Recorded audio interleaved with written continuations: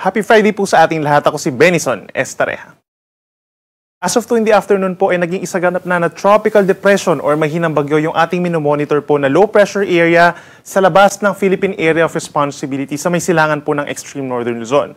As of 3 in the afternoon ay nasa higit 1,920 kilometers ito east-northeast of Batanes. Maganda balita dahil itong mahinang bagyo, hindi naman inaasahang papasok ng ating Philippine Area of Responsibility at wala rin inaasahang direktang epekto sa mga susunod na araw habang patungo po dun sa may North Pacific Ocean sa may south of Japan.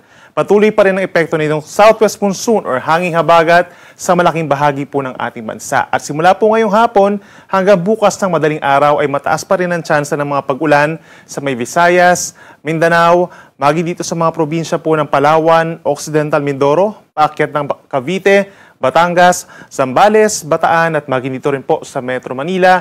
So kung lalabas po ng bahay, make sure na meron pa rin dalang payong o anumang pananggalang sa ulan. Samantala, base rin sa ating latest satellite animation, patuloy nating minomonitor din yung mga cloud clusters at kumpul ng ulap dito sa may silangan po ng Mindanao sa loob at labas ng Philippine Area of Responsibility.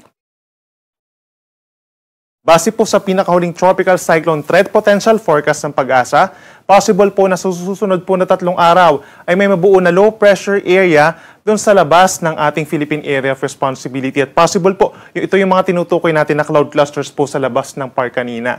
And at the same time po, within the next 3 days, habang yung low pressure area ay binabagtas po itong Pacific Ocean, ay kikilos ito pa west-northwest hanggang sa makalapit po ng Philippine boundary natin. Pagsapit po ng Monday or Tuesday, at habang binabagtas din itong ating karagatan, ay tumataas din ng bahagya yung tsansa niya na maging isang tropical depression or mahinang bagyo. And possibly po sa kalagitnaan ng susunod na linggo ay nasa loob na ito ng ating PAR. Meron tayong isang senaryo na pagpasok ng PAR, ay nandito na sa may silangan po ng Luzon at lalapit pa dito sa may northern Luzon, lilis ng bahagya hanggang sa makaakyat po dito muli sa may Okinawa sa Japan. Isang senaryo pa lamang ito, no? At posible pa rin mabago yung senaryo natin regarding dito sa possible na mabuo na weather disturbance. Dahil ito rin po yung inaasahan natin magpapahila at possibly mag-enhance po ng habagat sa susunod na linggo. Para naman po sa lagay ng ating panahon, para bukas, July 12, araw ng Sabado, mataas pa rin ang tsansa ng ulan sa ilang bahagi po ng Western Luzon, kabilang pa rin ang Palawan, Occidental Mindoro, Cavite, Batangas, Zambales, Bataan at hanggang dito rin po sa Metro Manila. Mostly cloudy skies at may tsansa din po ng mga pag-ulan. Hindi pa rin dito tuloy-tuloy pero meron tayong mga light to moderate with at times heavy rains lalo na po pagsapit ng hapon hanggang gabi. Habang dito naman sa natitirang bahagi ng Luzon, fair weather conditions pa rin ang mararanasan, lalo na sa mga areas dito sa may northern Luzon, kabilang na rin ang Batanes and Babuyan Islands, mag-i-improve na po yung weather at aasahan ng may kainitan ng tanghali at sa dakong hapon hanggang sa gabi, madalas na makulimlim ang panahon at aasahan pa rin po yung mga pulupulong mga pag-ulan or pagkidlat, pagkulog. Temperatura natin sa Metro Manila bukas, 25 to 32 degrees Celsius, habang sa Baguio City naman mula 17 to 23 degrees Celsius.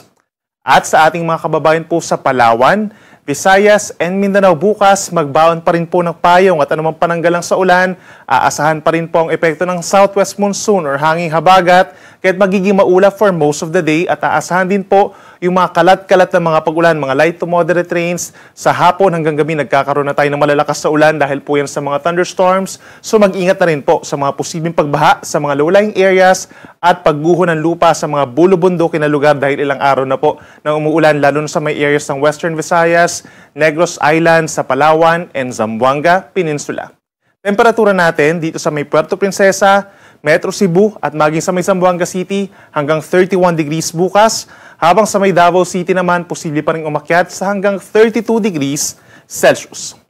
Sa ngayon at maging sa weekend, wala naman tayong asahan na gale warning or pagtaas ng babala sa mga delikadong alon. Aasahan lamang po yung pinakamataas na alon sa may western seaboard po ng Palawan, posible pa rin umabot sa hanggang 3 metro, habang sa natitirang bahagi or baybayin ng Western Luzon, gayon din sa may extreme Northern Luzon, 1.5 to 2.5 meters ang taas ng mga pag-alon, isa delikado pa rin for small sea vessels, habang ang natitirang baybayin ng ating bansa ngayon at bukas, light to moderate or nasa more or less 0.5 meter ang taas ng mga pag-alon. Pero kapag may mga thunderstorms, lalo na sa may Visayas and Mindanao, posible pa rin siyang umakyat hanggang 2 metro. At para naman sa ating outlook, weather outlook sa susunod pa na 3 araw, dahil possible nga na meron tayong mabuong low pressure area sa may silangan po ng ating bansa, magkakaroon ng pagbabago sa ating weather outlook sa malaking bahagi dahil sa epekto ng southwest monsoon at yung possible trough or yung outer part ng low pressure area sa may silangan po ng Visayas and Mindanao.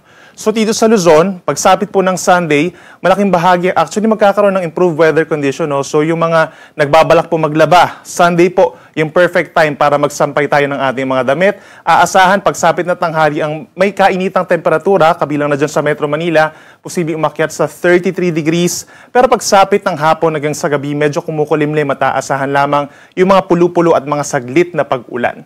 Then pagsapit ng Monday and Tuesday, magbabalik muli ang epekto ng habagat in many areas of Luzon, kabilang pa rin dyan ng Zambales, Bataan, Metro Manila, maging sa may Cavite, Batangas, hanggang dito actually sa malaking bahagi ng Mimaropa and Southern Bicol region, merong epekto rin po ng trough or outer part ng low pressure area, so mataas ang tsansa ng ulan early next week dun sa ating mga nabanggit na lugar, magbaon po ng payong.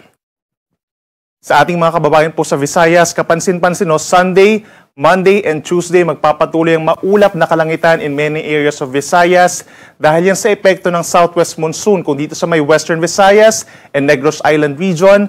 Central Visayas and Eastern Visayas naman po may epekto ng possible trough ng possible na mabuo na low pressure area. No? So meron tayong mga kalat-kalat na ulan, may kalakasan din po pagminsan-minsan kaya mag-ingat din sa mga banta ng baha at pagguho ng lupa at lagi makapag-coordinate sa inyong mga local disaster risk reduction offices and management offices po kung kinakailangan ng paglikas at nagkaroon ng malalakas na ulan, mga events po na pagbaha at pagguho ng lupa.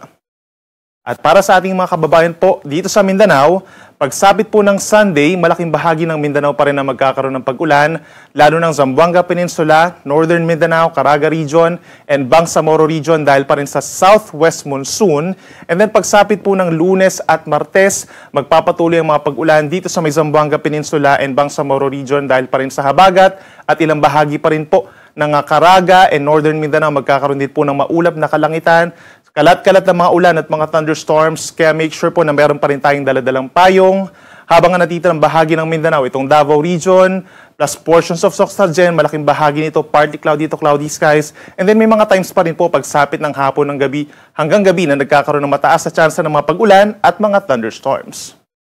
Ang ating sunset pa rin po ay alas 6:30 ng gabi mamaya at ang sunrise bukas ay 5:34 ng umaga.